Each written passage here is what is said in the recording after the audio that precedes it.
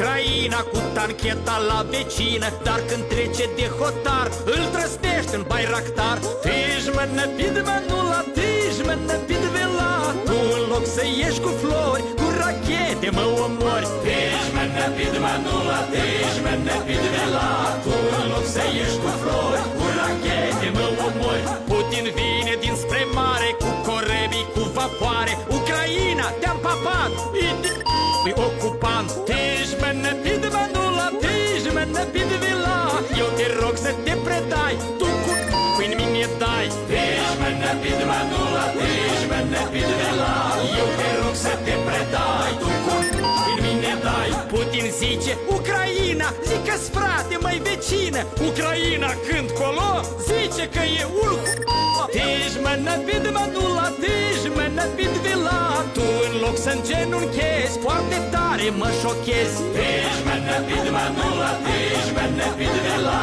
tu în loc să-mi genunchezi, foarte tare mă șochezi. Putin a crezut că are o armată foarte tare. Ucraina i-a arătat că armata-i rahat. Tijmănă pidmănula, tijmănă pidvela, of armata mea un pic, te-am făcut eu din nimic. Tijmănă pidmănula, tijmănă pidvela, of armata mea un pic, te-am făcut eu din nimic. Și mai vrut să spună tare că Rusia e cea mai mare, dar ne-a spus că este clei și că-i vai de capul ei. Tijmănă pidmănula, tijmănă pidvela, tu de ce m-ai amăgit? Tu nu vrei să fii bandit. Tijmănă pidmănula, tijmănă pidvela, tu de ce m-ai amăgit? Tu nu vrei să fii bandit. Putin s-a crezut crutoi că e un strateg de soi. În Ucraina a aflat că e un umflat. Tijmănă pidmănula, tijmănă pidvela,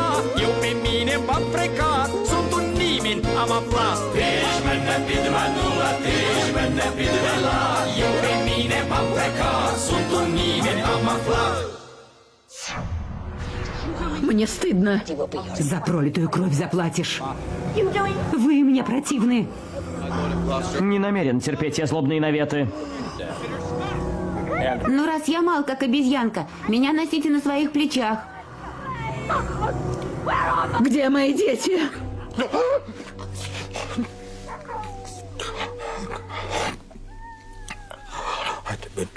Всего лишь сон.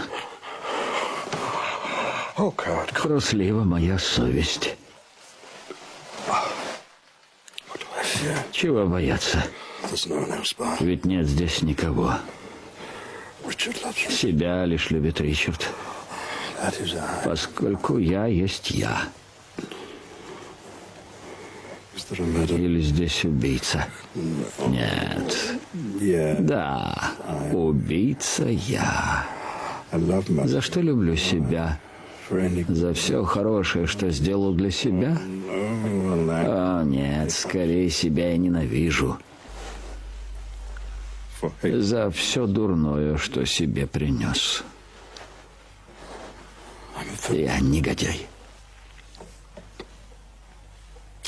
Да нет, неправда. Дурак, хвали себя. Нет, не хвали, дурак. На тысячи различных языков вещает совесть. Грехи мои кричат: виновен ты, виновен. Я духом пал. Никто меня не любит. И некому жалеть, коли я умру.